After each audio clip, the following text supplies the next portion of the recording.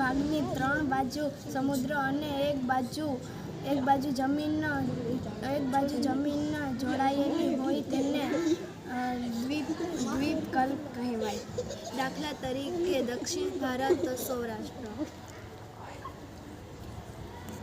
2 જળ વિસ્તારોને જોડતી સાંકડી પટ્ટીને સમુદ્રધુની કહે છે. ભારત અને શ્રીલંકા વચ્ચે આવેલી પાલ્કન એક સમુદ્રધુની. 4 બાજુ પર્વત હોય અને નિશાનવાળી ભૂમિ હોય તેને ખીણ કહેવાય છે. ઉદાહરણ તરીકે કશ્મીરની ખીણ.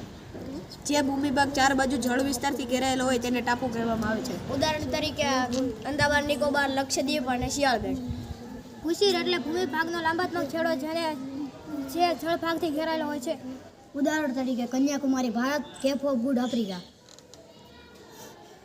જ્યારે કોઈ જળ વિસ્તાર જમીનથી 3 બાજુ ઘેરાયેલો હોય તેને અખાત કહેવામાં આવે છે. ઉદાહરણ તરીકે ખંભાતનો અખાત અને કચ્છનો અખાત કહેવામાં આવે છે.